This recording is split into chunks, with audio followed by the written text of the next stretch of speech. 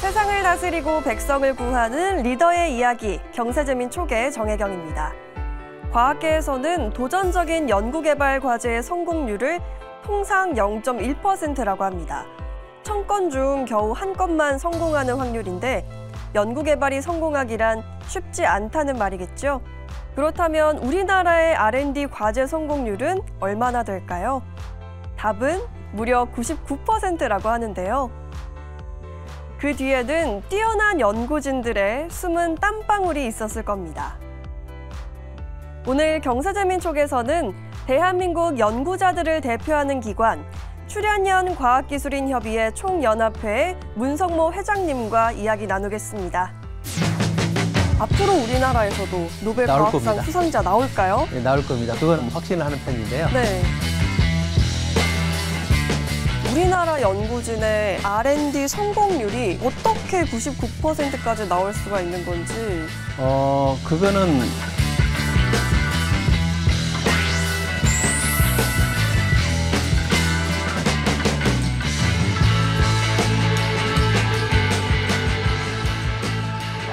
회장님 안녕하십니까? 안녕하세요.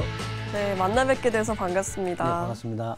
네, 회장님, 제가 그동안 봤던 협회 중에서 지금 협회 이름이 가장 길어서 발음하기 조금 어려웠거든요. 그렇죠?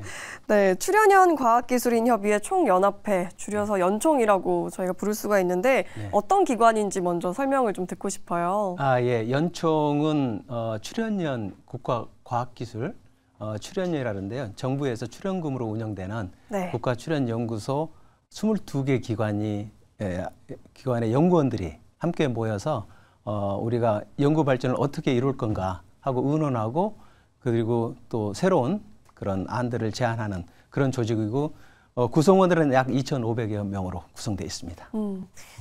제가 듣기로는 우리나라 연구진의 R&D 성공률이 무려 99%라고 하더라고요. 예. 거의 100%에 가까운 수치인데 어떻게 99%까지 나올 수가 있는 건지. 그거는 저희가 계획을 세울 때 달성 가능한 목표를 세우기 때문에 사실은 가능한 거고요. 실제로 우리가 만약에 도전적인 목표를 세운다면 아마 1% 이하의 성공률로 나올 겁니다. 그런데 이제 우리가 이제 도전적인 목표를 사실 우리가 선정하기 좀 어려운 이유도 있습니다. 왜 그러냐면 아직까지 연구 성과를 평가할 때 우리가 실패 제도라는 게 있거든요. 실패 제도는 어떤 페널티 같은 게 있기 때문에 그런 이유로 우리가 사실 도전적 목표를 설정하기 사실 쉽지가 않습니다. 그러면은 그 목표를 설정하는 거에 따라서 이렇게 결과가 달라진다는 거예요? 네, 맞죠. 그렇군요. K컬처가 세계적으로 인기잖아요. K컬처도 인기지만 우리나라 과학기술도 K과학기술이라고 할 수 있을 만큼 높은 수준을 자랑을 하고 있습니다. 회장님이 보시기에는 우리나라의 과학기술 세계에서 어느 정도 수준일까요? 일단 우리가 이제 과학기술을 어떤 원천 과학기술과 그다음에 제조 생산 기술로 이렇게 본다면 제품 생산 능력은 한국이 단연 돋보입니다. 시장에서 많은 제품들을 우리가 이제 그 시장을 이끌고 있고요. 근데 이제 문제는 원천 기술 쪽은 아직까지 투자를 많이 못했기 때문에 어떤 새로운 신제품을 내놓고 하는 부분은 우리가 앞서 있다고 보기가 좀 어렵습니다. 그런 신제품 시장은 선진국도 우리보다 훨씬 앞서 있던 그런 나라에서 주도를 하고 있고 한국은 제조업에서 강점을 가지고 있다고 볼 수가 있습니다. 우리나라가 제조업에 더 강점이 있다 이렇게 말씀을 해주셨네요. 그렇지만 우리나라의 과학기술이 정말 빠른 시간 안에 고성장을 했잖아요. 이러한 성공을 한 배경에는 어떤 주요한 요인이 있었는지 궁금해집니다. 사실 과학기술은 개발도상국 시절에는 선진국을 따라하는 추격형이라는 연구를 하게 돼 있습니다. 우리나라 사람들의 특성상 교육률도 높고 또 성실합니다. 그래서 추격형에서는 대단한 경쟁력을 보입니다. 빠르게 이게 추격을 하는데 현재는 이제 추격형을 넘어서 선도형, 없는 것을 새롭게 만드는 시대에 접어들었기 때문에 사실 그 부분에서는 우리가 그동안 준비해온 게 좀 약합니다. 그래서 그동안은 잘 왔지만 현재 선도형 시대에서는 우리가 많은 그 어려움을 겪고 있습니다. 특히 창의적인 거, 도전적인 것을 하는 그런 부분에서는 아직 여러 가지 시스템이나 아니면 연구자들도 그쪽에 해본 경험이 많지 않기 때문에 네.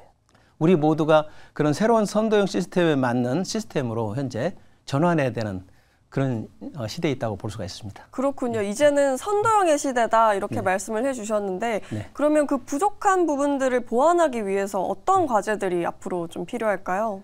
참 많은 게 필요한데요. 네. 우리가 추격형에서 성공적으로 우리가 이뤘던 그런 경험들이 선도형에 가면 오히려 발목을 잡는 경우가 많이 생깁니다. 왜 그런 거죠? 예를 들어서 추격형은 목표가 딱 정해져 있어요. 남의 걸 따라하기 때문에 목표가 정해지기 때문에 정해진 순서대로 열심히 하면 되는 겁니다. 그런데 선도형은 우리가 원하는 목표가 사실 불명확해요. 좀 더 앞선 건데 네. 아직 제품이 없습니다.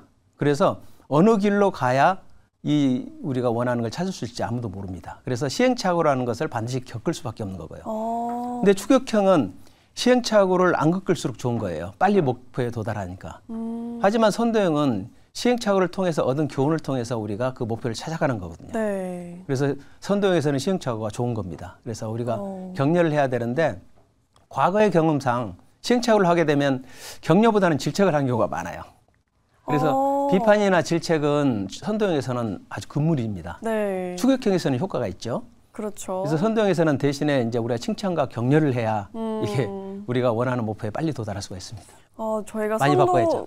선도형으로 나아가기 위해서는 실패를 좀 관대하게 바라보고 오히려 응원할 수 있는 그런 문화가 그렇죠. 만들어져야겠네요. 긍정적으로 그걸 바라보는 눈이 필요합니다. 그렇군요. 네. 자, 그럼 지금 연총에서 정말 많은 성과들이 있었을 텐데 네. 세계로 진출을 하거나 혹은 가장 자랑할 만하다 이런 사례들이 있을까요? 제가 알고 있는 사례들을 보면은 꾸준히 어려운 연구 환경에서도 동일 분야를 중단하지 않고 어렵게 하신 분들이 좀 성과를 냈어요.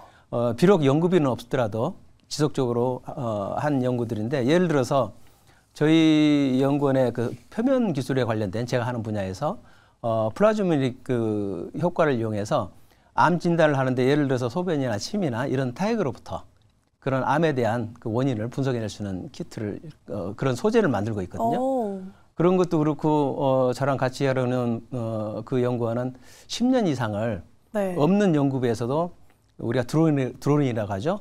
그 연료전지를 활용해서 무인기 개발을 없는 돈에서 10년 이상을 해와서 지금은 현재 거의 세계 톱의 그런 기준을 만족시킬 정도의 기술을 확보를 하고 있습니다.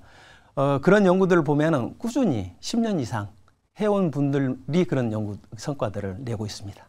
그런데 갑자기 궁금해서 그런데 연구비가 나오지 않는데 이렇게 연구를 꾸준히 이어갈 수 있었던 거? 사실 그 연구비가 부족해도 우리가 이제 예를 들어서 우리 출연료 자체 우리가 기본 사업을 하는데 그런 데서 좀 지원을 해줄 수가 있고요. 그리고 경우에 따라서 이제 조그만 연구비 가지고 그 부족하지만 그런 연구비로 지속적으로 해온 분들이 이제 좀 결과를 얻는데.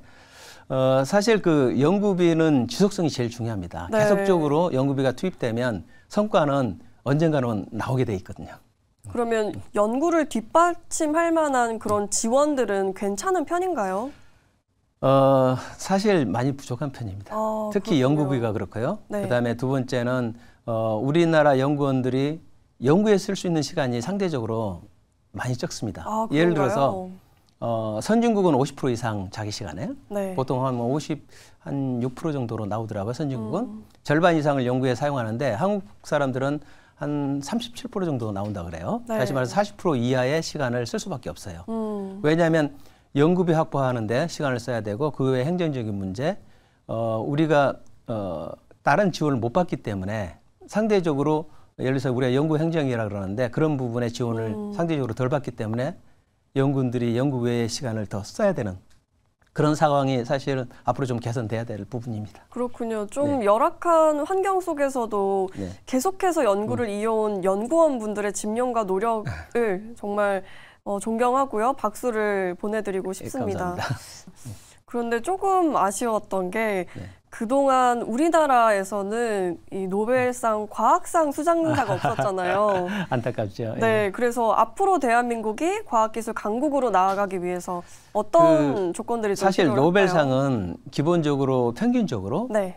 한 30년 그 한 분야에 몰입해서 연구한 분들이 받습니다. 아, 평균적으로 우리가 데이터를 뽑아보니까 예를 들어서 한 20, 30대 연구를 시작하면 연구의 완성은 한 50대 중반에 완성이 됩니다. 네. 그리고 실제로 받는 것은 한 70, 70세 정도에 받게 되는데 결과물이 한 50대 중반에 나오기 때문에 20대에 시작해서 50대 중반에 완성되기까지 30년간 한 분야에 몰두해서 연구한 분들이 그런 그 노벨상에 근접한 그런 좋은 성과를 낼 수가 있습니다. 문제는 우리는 그렇게 허용이 안 된다는 게 문제가 되죠. 환경이 조성되지 않았던 게 좀 가장 큰 원인이네요. 네네. 30년간 한 분야를 팔 수 있을 만큼 연구기구가 지속적으로 공급되는 케이스가 거의 없습니다. 우리가 지금 요즘은 그래도 길게 잡아주는데 한 10년 잡아주는 경우도 있습니다. 네. 그런데 10년 해서 노벨상 받는 경우는 없거든요. 20년 이상 이렇게 지속적으로 특히 연구자가 계속 연구를 하고 싶어 한다면 네. 지원해 주는 게 결국은 노벨상이 나오는 지름길입니다. 네. 그러면 좀 여건이 개선이 되고 네. 30년 가까이 정말 연구에 몰두를 해서 좋은 결과를 만들 수 있다면 네. 앞으로 우리나라에서도 노벨 나올 과학상 겁니다. 수상자 나올까요? 네, 나올 겁니다. 그거는 제가 좀 확신을 하는 편인데요. 네. 왜 그러냐면 한국 사람들이 머리가 좋거든요. 뛰어납니다. 근면성실하고. 예. 그래서 노벨상이 안 나올 이유가 없어요. 중국에서도 노벨상이 나오고 일본은 네. 뭐 20여 명이 나왔는데 우리가 예를 들어서 중국 친구들이나 일본 친구들 얘기해 보면 한국 사람들이 더 똑똑한 게 많거든요. 네. 그런데 왜 안 나오겠습니까? 지속적으로 안 하기 때문에 그렇고요. 연구 성과에서 제일 중요한 건 지속성입니다. 그렇군요. 물론 그 외에 뭐 우리가 체계성이나 집중성 아니면 도전성, 혁신성 이런 게 필요한데 나머지는 그래도 어느 정도 가능합니다. 네. 그런데 지속성은 연구자들이 아무리 노력해도 연구자들이 해결할 수 있는 문제가 아니에요. 아, 그렇군요. 예를 들어서 작년에처럼 그렇게 연구비를 한 4조 이상 삭감해버리면 네. 당연히 지속성에서 큰 문제가 발생하거든요. 아, 그런 일이 있었나요? 예, 그래서 올해 이제 다시 그걸 회복을 해서 예. 앞으로 우리 과학기술은 그 지속적인 연구가 가능하도록 항상 모든 분들이 그 일단 환경을 네. 기본적으로 만들어줘야 그 다음에 연구자들이 연구를 할 수가 있거든요. 그렇군요. 좀 전에 예산에 관한 이야기를 하셨는데 얼마 전에 정부와 이야기를 나누셨다고요. 네. 2025년도 과학 예산 투자 방향과 출연연 육성 방안에 대해서 논의를 하셨는데 네네. 그 부분이 좀 어떻게 논의가 됐는지 궁금해집니다. 예, 저희 그 연총 임원진과 예. 그다음에 이제 우리 과학기술 정통부의 이창윤 차관님 간담회를 얼마 전에 했었거든요. 네. 거기서 이제 그런 예산 부분에 대한 설명이 있었고요. 아. 그리고 이제 저희들도 우리가 연구하기 적합한 그런 환경에 대한 아까 예산 문제라든지 네. 아니면 뭐 초우 문제라든지 이런 그 대화를 좀 했었고요. 그리고 지금 현재 과학기술 정통부도 저희 연구원들하고 소통을 강화하고 있고 네. 지속적으로 이렇게 협력하는 체계를 사실 만들고 있습니다. 네. 그래서 앞으로는 이제 연구자 주도의 그런 이제 과학기술 생태계가 만들어져야 하고요. 그래야지 우리가 선도형 과학기술로 그렇게 우리가 성공적으로 진입을 할 수가 있습니다. 그럼 선도형 과학기술 국가로 진입을 하기 위해서 네. 정부가 어떤 지원 대책을 마련을 해 주실지 그 부분에 대해서도 이야기를 나누셨나요? 예, 사실 그 큰 두 축을 보게 되면 네. 환경, 연구 환경과 그다음에 연구원들의 노력 이 두 가지 축으로 말할 수가 있는데요. 연구 환경은 정부에서 사실은 그 준비해 줘야 될 부분입니다. 네. 특히 이제 지속적 연구비 제공, 그다음에 연구원들이 연구에 몰입할 수 있도록 적어도 50% 이상 자기 네. 시간의 절반 이상을 연구에 쓸 수 있도록 행정 분야라든지 다른 부분에 대한 보충을 해줘야 되고요. 특히 이제 좋은 인력들이 올 수 있도록 그 연구원들의 그런 어떤 불편함, 애로사항, 연구에 지장이 되는 그런 부분들 있지 않습니까? 예를 들어서 뭐 지금 연구원들의 처우가 시간에 따라서 사실 많이 안 좋아졌거든요. 왜 그럴까요? 그런 문제도 해결해죠. 네. 사실 그런 부분은 여러 가지 이유가 있겠지만 지금 과학기술에 대한 인식이나 투자가 사실 예전만 못한 것 같습니다. 미흡하군요. 네, 이제 그런 부분을 좀 바꿔줘야 됩니다. 정부에서는. 안타깝습니다. 네. 그리고 또 회장님께서 보시기에 그 외에도 우리나라 과학기술 발전을 위해서 연구자들이 어떤 역할을 해야 할까요? 사실 연구자들은 연구 성과를 내야 됩니다. 네. 그런데 어떻게 성과를 낼 수 있냐면 우리가 집중해서 체계적으로 연구를 지속적으로 하다 보면 성과는 저절로 나오게 되는 네. 부산물인데요. 만약에 연구원들이 집중하지 않고 체계적으로 수행하지 않는다면 물론 성과는 더 미미해지겠죠. 그래서 연구원들도 노력해야 하지만은 사실은 전체를 좌우하는 인자는 환경입니다. 네. 그 연구자들이 아무리 노력해도 연구비 없으면은 지속적 연구가 불가능합니다. 그렇기 때문에 연구 환경은 필수적으로 제공돼야 되는 거고요. 네. 그다음에 연구자들은 저희 연천과 같이 모여서 항상 논의합니다. 어떻게 하면 더 성과를 잘 내고 연구원들의 실력을 향상시킬 수 있을까? 늘 고민하기 때문에 이거는 지금 현재 자동으로 돌아가고 있습니다. 실제로 지금 현재 연구 환경만 제공된다면 우리나라 과학기술 분야는 사실 크게 아마 발전할 걸로 보고 있습니다. 네. 그렇지만 과학기술을 두고 네. 효율을 따지는 분위기가 조성이 예. 되어 있는 것 같아요. 그 부분 제가 할 말이 많은데요. 네. 과학기술 예산이 과학기술에서 효율 따지면 예. 선도형은 거의 안 하겠다는 소리랑 마찬가지입니다. 그렇군요. 왜냐하면 과학기술은 효율을 따질 수 없는 분야입니다. 네. 아시겠지만 1000건조 한 건이면 0.1% 그 효율을 누가 보고 투자를 하겠습니까? 그렇죠. 0.1% 투자하는 사람은 없거든요. 그 대신에 과학기술은 그 효과가 엄청납니다. 그 1000건조의 한 건이 나라를 먹여 살리거든요. 그래서 투자를 하는 거거든요. 네. 그래서 과학기술의 재정 효율성을 들이대면 그거는 선도형 과학기술을 그건 안 하겠다는 소리나 마찬가지고요. 예전에 추격형에서는 재정 효율성이 어느 정도 그 의미가 있었습니다. 왜냐하면 그런 경우는 거의 대부분이 성공을 했거든요. 네. 이미 정해진 타겟을 하기 때문에. 그래서 현재 재정 효율성으로 보는 그런 시각은 과학기술에서 이제는 더 이상 없어야 된다고 보고 있습니다. 네. 이 과학기술의 발전이 네. 연구의 환경도 중요하지만 네. 사람이 가장 중요하지 않을까 싶거든요. 그렇죠. 그런데 최근에 연구개발 쪽에 젊은이들이 많이 부족하거나 떠나고 있다고 하는데 네, 어떤 이유 때문일까요? 많은 이유가 있는데요. 연구원들이 연구에서 어떤 성취감이나 보람이나 혹은 삶의 안정성을 우리가 찾을 수 없다면 떠날 수밖에 없습니다. 그리고 미래 비전. 사실 연구비가 부족하면 당연히 연구 수행이 어려워지니까 네. 당연히 연구 성취도를 높일 수가 없죠. 또한 그 우리가 과다하게 규제 간섭을 받으면 연구원들은 자유로운 그 생각 하에서 창의적인 그 연구를 해야 우리가 결과를 낼 수 있는데 자꾸 규제와 관리하고 감사를 하고 이렇게 되면 일반 행정이나 똑같거든요. 그러면 연구는 새로운 것을 찾는 그런 학문인데 그런 규제 관리가 오히려 발목을 잡습니다. 네. 이거는 일반인들은 이해하기 참 어려운데요. 특히 행정하시는 분들은 같은 것을 동일한 것을 반복하는 직업은 그건 규제 관리해야 되거든요. 왜 그러냐면 우리가 그 동일한 거를 100% 정해놓고 그걸 우리가 100% 완수를 해야 되지 거기서는 의미가 있는 거거든요. 네. 과학기술은 없는 걸 만들기 때문에 0에서 출발합니다. 그래서 아무리 우리가 푸시하고 하더라도 0에서 0이 될 수도 있어요. 왜냐하면 새로운 게 안 나오면. 하지만 만약에 자율에 맡기고 계속 지속적으로 연구비를 투입하고 그다음에 계속 우리가 앵커리징을 해주면 0이 10이 되고 100이 되고 1000이 되고 많이 됩니다. 네. 완전히 성격이 달라요. 그래서 연구는 우리가 믿지 못하고 규제 관리하는 그런 시스템은 연구를 막는다고 보시면 되고요. 연구의 그 성과를. 하지만 일반적인 거는 사실 딱 정해진 그런 어떤 규칙에 따라서 움직이는 게 좋죠.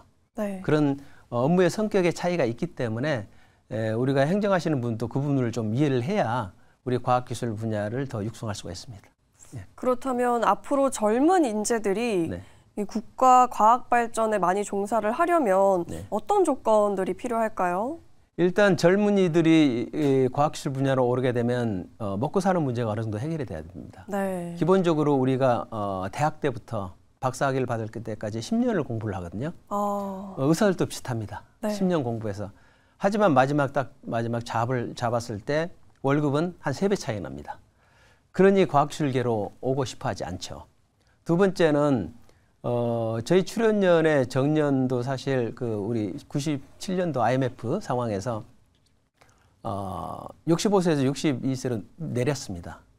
그리고 그 뒤로 환원도 되질 않고 있고 네. 또 유일하게 그 교수들과는 달리 임금 피켓제라 해서 아주 불합리하게 그 다른 기관들은 정년을 연장시켜주면서 임금 비례를 실시했는데 우리는 그거 없이 임금만 깎아버렸거든요. 그런 처우 문제 때문에도 아마 과학기술계에 안 오려고 하는 경향이 있지 않을까. 앞으로 이제 이런 저희가 볼 때는 차별이거든요. 다른 똑같은 공부를 한 다른 집단에 비해서 네. 급여도 적고 정년도 짧고 아이고. 임금 비례도 이렇고 이거는 뭔가 과학기술을 육성한다는 관점에서는 방향이 반대가 된 거죠. 잘못된 거죠. 이거는 빨리 우리가 수정을 해야 좀이라도 젊은 분들이 이 분야로 더 많이 올 것으로 생각을 하고 있습니다. 네, 젊은 인재들도 많이 과학기술 발전 쪽에 유입이 되고 또 앞으로 선도형으로 나아가려면 좀 지원책이 든든하게 만들어졌으면 좋겠습니다. 예, 사실 그 지원책이라고 표현하기보다는 당연히 당연히 해야 환경을 될 일인데. 만들어줘야 됩니다. 네, 이거는 맞습니다. 성과를 내기 위해서는 기본 조건이거든요. 그래서 우리가 성과를 내기 위해서 기본 조건이 연구비, 그다음에 연구 인력, 인프라 이 세 가지입니다. 이거는 시작점이거든요. 네. 그리고 나서 이제 우리가 어떻게 연구를 하냐 이렇게 나오는데 출발점부터 지금 좀 저희가 부족하기 때문에 참 어려운 환경이라고 이렇게 볼 수가 있죠. 예. 그렇군요. 그리고 회장님, 저희가 앞서서 이 과학기술 분야에 있어서 효율성을 따진다. 이렇게 얘기를 나눴는데 그렇다면 앞으로 과학기술 투자에 있어서 효율성과 비효율성을 동시에 추구하려면 어떻게 해야 될까요? 사실 효율성을 추구하려면 우리가 길게 가야 됩니다. 과학기술은 효율이 나오려면 우리가 중간에 중단하면 효율이 아주 낮아집니다. 왜 그러냐면 아까 말씀드린 것처럼 성공률이 낮습니다. 대신에 파급 효과는 무지 큽니다. 그렇죠. 이 두 개가 곱하기이기 때문에 파급 효과가 나올 때까지 끊임없이 투자하는 게 과학기술 분야에 가야 될 길입니다. 만약에 우리가 효과가 안 나온다고 중간에 그만두면 이거는 그냥 우리가 다 손실로 처리됩니다. 그렇게 되면 당연히 시간이 지나도 우리가 효율을 높일 수가 없죠. 그리고 효율을 따진다면 우리가 보통 시간을 단기간으로 잡거든요. 그거는 제조나 생산에서는 반드시 따져야 됩니다. 왜 그러냐면 정해진 짧은 시간 내에 우리가 성과를 내야 되거든요. 그런데 과학기술은 언제 성과가 나올지 모릅니다. 그래서 만약에 효율을 따져버리면 중간에 중단하는 결과를 가져옵니다. 그러면 당연히 성과는 더 떨어지게 될 수밖에 없습니다. 네, 정말 다양한 말씀 해주셨습니다. 마지막으로 정부 출연 연구원들을 대표해서 하고 싶은 말씀이 있다면 한 말씀 부탁드릴게요. 네, 우리나라가 추격형에서 선도형으로 전환한 지 거의 한 20여 년이 지났습니다. 선진국에 진입한 이후 선도형 이제 연구로 전환이 되었는데 우리의 시스템은 과거의 추격형에서 사실 크게 변화하지 못했습니다. 그렇기 때문에 우리가 사실 많은 어려움을 겪고 있는데요. 우리 모두가 연구 환경에서부터 우리 연구자들의 자세, 그다음에 국민들이 보는 시선까지 우리 선진국에 맞는 그런 과학기술을 바라보는 그런 눈을 가지고 그리고 우리가 시스템을 업그레이드하는 그런 방향으로 다 함께 노력하는 게 현재 우리가 해야 될 일로 보고 있습니다. 그게 다 같이 동참해 주시면 감사하겠습니다. 네, 알겠습니다. 한 나라의 미래는 과학기술의 수준이 좌우한다고 할 수 있죠. 그런 의미에서 세종대왕의 성적이 더욱 빛났던 이유는 장영실의 과학이 있었기 때문일 겁니다. 지금의 우리 또한 발전적 혁신과 또 아낌없는 지원을 통해서 과학기술의 눈부신 성장을 기대해 보겠습니다. 지금까지 문성모 연총 회장님과 함께했습니다. 오늘 좋은 말씀 감사합니다. 감사합니다.